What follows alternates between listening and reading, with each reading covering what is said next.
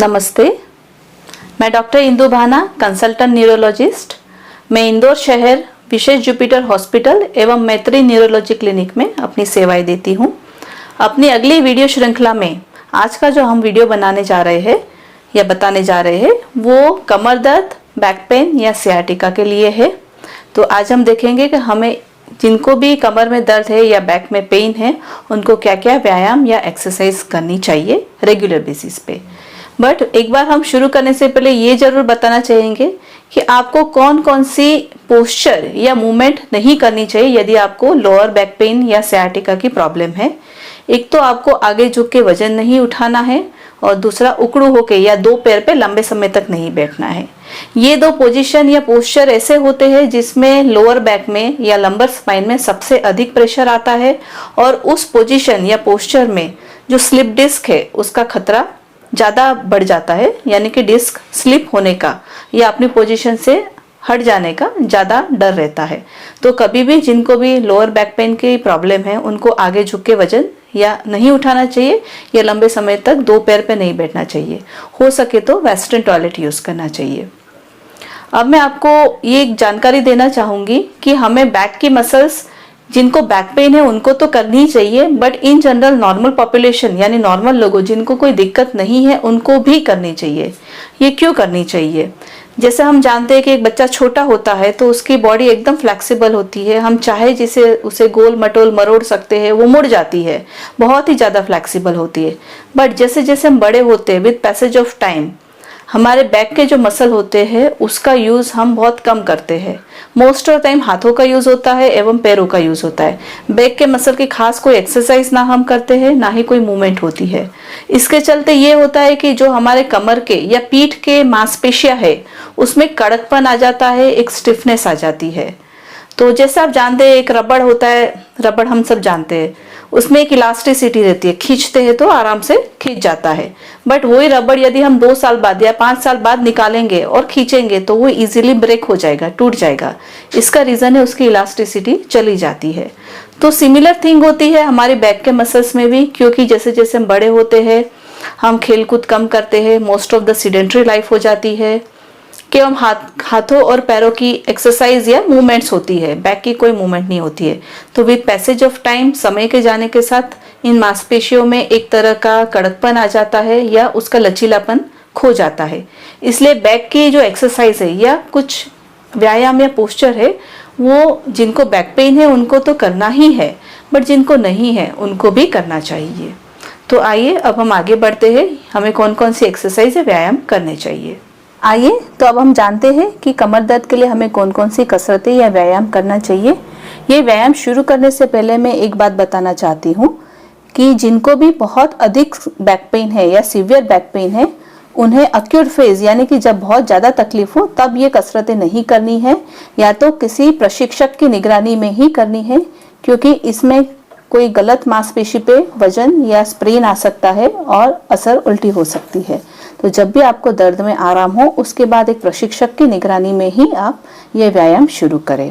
अब हम शुरुआत करेंगे पेट के बल करने वाले कुछ व्यायाम से। हमारी मदद के लिए योगेश जी हमारे साथ है। अब वो पेट के बल लेट जाएंगे। शुरुआत हम भुजंगासन से करेंगे। भुजंगासन में दोनों हाथों को अपने शोल्डर के लेवल पे रखना है और अपने छाती के हिस्से को ऊपर उठाना है। इस तरह से ऊपर उठाना है कि सारा जो भी वजन है या जो भी स्ट्रेन है हमारे लोअर बैक के मसल्स पे आना चाहिए।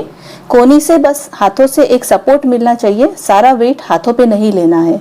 इस पोजीशन में हमारे जो लोअर बैक के मसल है वो कॉन्ट्रैक्ट होते हैं, उन पे लोड आता है, वजन पड़ता है। इसके अलावा हमारे जो कूल्हे की मांसपेशियां है एवं थाइस की जो जांघा की जो मांसपेशियां है उन पे भी तनाव आता है। इस पोजीशन में हमें 5 की गिनती तक रुकना है। 1 2 3 4 5 और पुनः हमें पेट के बल लेट जाना है। शुरुआत में हमें सारी एक्सरसाइज या सारे व्यायाम के एक एक राउंड ही करने हैं और जैसे जैसे हमारी क्षमता बढ़ती जाती है हम इनके राउंड्स बढ़ा सकते हैं। इसके अलावा धीरे धीरे जो हमारा होल्डिंग टाइम है जो मैंने अभी शुरुआत में 5 सेकंड बताया है वो भी हम धीरे धीरे हमारी क्षमता बढ़ने के साथ बढ़ा सकते हैं। तो ये हमारा फर्स्ट जो व्यायाम है वो है भुजंगासन या फिर कोबरा पोस्चर। अब हम दूसरे व्यायाम की ओर मुड़ते हैं, जिसे मार्जरी आसन बोलते हैं या कैट एंड काउ पोजीशन बोलते हैं। इसके लिए हमें पहले पोजीशन लेनी है जिसमें हाथ एवं हमारी जो जंघा या पैर है वो कमर को बिल्कुल 90 डिग्री पे बने हुए होने चाहिए।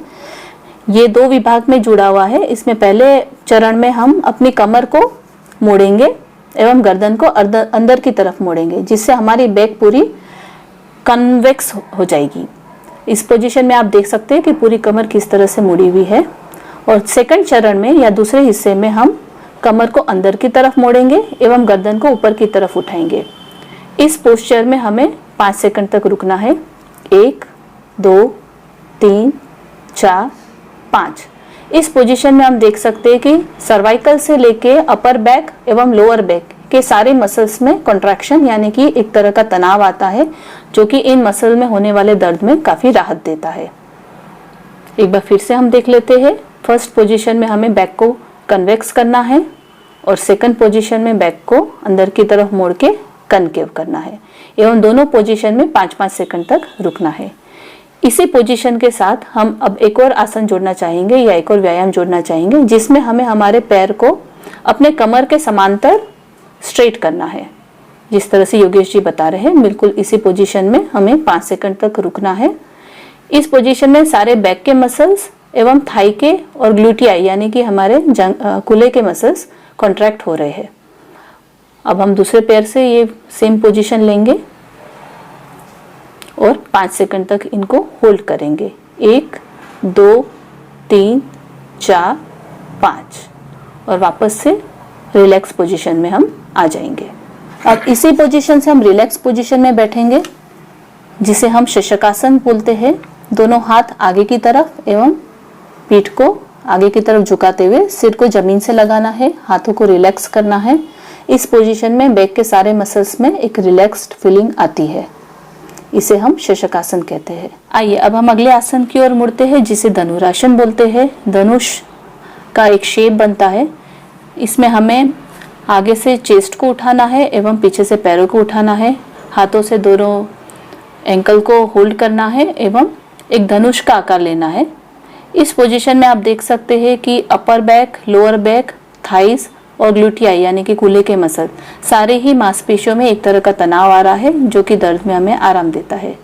तो पर्टिकुलरली भुजंगासन और धनुरासन, ये दोनों आसन जिनको भी लंबा समय बैठने की पोस्चर बनती है, सीडेंटरी लाइफ है, लंबे समय लैपटॉप या कंप्यूटर पे काम करना पड़ता है, उनके बैक में काफी पेन हो जाता है। तो भुजंगासन और धनुरासन ये दोनों आसन करने से उस पेन में तुरंत रिलीफ मिलती है। आइए अब हम पीठ के बल लेटने वाले आसन देखते हैं, जिसकी शुरुआत हम मरकटासन से करेंगे।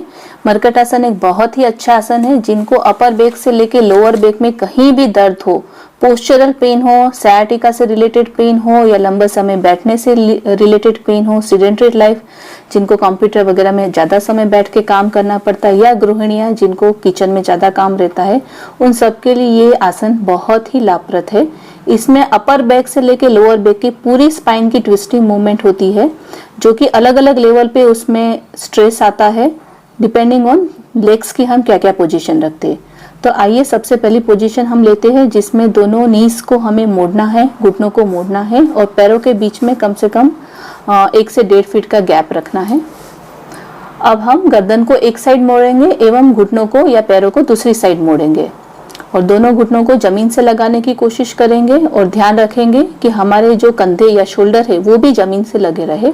इस पोजीशन में आप देखेंगे कि लोअर स्पाइन, नीचे का स्पाइन है एक तरफ ट्विस्ट हो रहा है और ऊपर का स्पाइन दूसरी तरफ ट्विस्ट हो रहा है और बैक के मसल्स पे एक तरह का स्ट्रेस आ रहा है। फिर हम पोजीशन को चेंज करेंगे और दूसरी साइड मोड़ेंगे। दोनों ही पोजीशन में हम कम से कम 3 से 5 सेकंड को होल्ड करने की कोशिश करेंगे और धीरे धीरे जो हमारे बैक के मसल है, मांसपेशियां है, उनको हम रिलैक्स करने की कोशिश करेंगे। तो ये हुआ हमारा एक स्टेप। सेकंड स्टेप में हम दोनों पैरों को नजदीक ले आएंगे और सिमिलरली दोनों घुटनों को एक साइड मोड़ेंगे एवं गर्दन को दूसरी साइड मोड़ेंगे। इस पोजीशन में क्योंकि दोनों पैर नजदीक आ गए हैं, स्पाइन में एक अलग लेवल पे ट्विस्ट आ रहा है। सेम हम दूसरी साइड पैरों को मोड़ेंगे एवं गर्दन को मोड़ेंगे और अपने बैक के मसल या मांसपेशियों को रिलैक्स करते जाएंगे। अभी समय की कमी के कारण योगेश जी थोड़ा स्पीड में कर रहे हैं, बट हमें सारे आसन बहुत आराम से एवं धीरे धीरे करने हैं, बिल्कुल भी स्ट्रेस या लोड लिए बिना। और जिस क्षण भी आपको लगता है कि आप थक गए हैं या दर्द हो रहा है, आपको रेस्ट करना है कुछ मिनट के लिए और फिर से व्यायाम शुरू करना है। आइए हम तीसरे चरण की ओर या तीसरे लेवल की ओर मुड़ते हैं, जिसमें हम पैरों को हवा से थोड़ा जमीन पे उठा लेंगे। अब हम उनको एक साइड मोड़ेंगे एवं गर्दन को दूसरी साइड मोड़ेंगे। इस पोजीशन में क्योंकि हमने पैरों को जमीन से ऊपर उठाया है, अपर बैक या अपर स्पाइन के मसल्स पे हमें ज्यादा स्ट्रेन आता है। कोशिश करेंगे कि हम दोनों पैरों की एड़ियों को एवं घुटनों को जमीन से लगाएं, बिल्कुल इस तरह से। अब हम घुटनों को एवं पैरों को दूसरी साइड मोड़ेंगे। ये जो तीसरे चरण का मर्कट आसन है, इसमें अपर बैक पे काफी स्ट्रेस आता है, तो जिनको भी बैक पेन है, पैरास्पाइनल पेन यानी मांसपेशी रीढ़ के आसपास के मसल में दर्द होता है, उसमें बहुत आराम मिलता है। हर एक पोजीशन को हम 3 से 5 सेकंड तक होल्ड करने की कोशिश करेंगे और इस टाइम को हम जैसे जैसे हमारी क्षमता बढ़ती है, इस टाइम पीरियड को हमें बढ़ाना है। किसी भी वक्त हमें लगता है कि हमें दर्द हो रहा है, तकलीफ हो रही है, तो हमें रुक जाना है और थोड़ी देर रेस्ट करके शवासन में आराम करके फिर से वो आसन करने की कोशिश करनी है। समय के साथ हमारी क्षमता बढ़ती जाएगी और हमारे मांसपेशियों में लचीलापन भी बढ़ता जाएगा। अब हम अगले व्यायाम या आसन की ओर मुड़ते हैं, जिसे पवन मुक्तासन कहते हैं। इसमें पहले हमें एक पैर को मोड़ना है, घुटने से पेट से लगाना है, हाथ से उसे होल्ड करना है एवं सिर से उसे टच करने की कोशिश करनी है। कोशिश करना है कि जो हमारे पैर है वो भी स्ट्रेट रहे। इस पोजीशन में हमें 3 से 5 सेकंड होल्ड करना है और फिर रिलैक्स होना है। फिर हम दूसरे पैर से करेंगे, इसी तरह से सिर को टच करते हुए। इसमें हमारे बैक के जो मसल है पूरी कॉन्वेक्स पोजीशन में आ रहे हैं, यानी कि उनमें एक तरह का तनाव बन रहा है और हमें रिलैक्स करना है। इसके बाद हम दोनों ही पैरों को एक साथ मोड़ेंगे, हाथ से उन्हें सपोर्ट देंगे और अपने सिर से टच करने की कोशिश करेंगे और रिलैक्स हो जाएंगे। तो पवन मुक्तासन में हमें दोहरे फायदे मिलते हैं। हमारी जो स्पाइन है उसकी ट्विस्टिंग मूवमेंट होती है, स्पाइन पूरी कन्वेक्स होती है, बैक मसल्स भी सारे कर्व होते हैं, बट इसके साथ साथ हमारे पेट पे भी एक तरह का दबाव आता है। तो जिनको भी इंडाइजेशन या गैस की शिकायत होती है, गैस उनका पास नहीं हो पाता है, उनके लिए ये आसन बहुत अच्छा है। इंडाइजेशन में, गैस में बहुत आराम रहता है। अब हम अगले आसन की ओर मुड़ते हैं, जिसे बोलते हैं सेतु बंध आसन। सेतु यानी कि ब्रिज, तो एक ब्रिज की तरह हमें एक अपने बॉडी को बांधना है, इसलिए हम बोलेंगे सेतु बंध आसन। पहले हम दोनों पैरों को मोड़ के अपने थाइस के बिल्कुल नजदीक लाएंगे और अपने लोअर बैक को नीचे से लिफ्ट करेंगे। आप देख रहे हैं इस पोजीशन में जो हमारे लोअर बैक के मसल्स है और अपर बैक के मसल्स है, पर्टिकुलरली थाई और कूल्हे के मसल, उसमें एक तरह का तनाव आ रहा है, वो कॉन्ट्रैक्टेड है और उनकी स्ट्रेंथ बढ़ रही है। इस पोस्चर में हमें कुछ सेकंड तक रुकना है और फिर वापस से रिलैक्स करना है। तो आप देख रहे हैं बिल्कुल ही ब्रिज की तरह हम अपना पोस्चर या पोजीशन बना रहे हैं, कमर को ऊपर की तरफ उठा रहे हैं। इससे बैक में एक लचीलापन आता है, उसकी फ्लेक्सिबिलिटी बढ़ती है। जैसे कि आप देख रहे हैं हम कुछ आसन ऐसे कर रहे हैं जिसमें बैक की जो पोजीशन है कॉन्वेक्स हो रही है, कुछ आसन है जिसमें कॉन्केव हो रही है।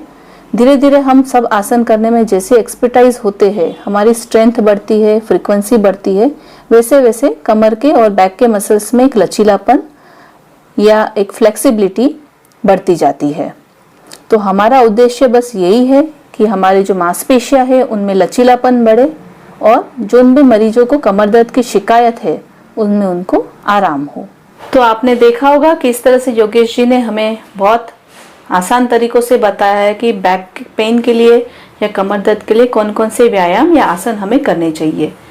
जिन लोगों को सिडेंट्री लाइफ है, लंबे समय तक लैपटॉप पे बैठे रहना पड़ता है, कंप्यूटर पे काम करना पड़ता है, या जो लोग का मोटापा की वजह से बैक पेन बना रहता है, कुछ पोस्ट प्रेग्नेंट लेडीज होती जिनको सयाटिका का पेन होता है, उन लोगों को ये कसरतें अवश्य करनी चाहिए।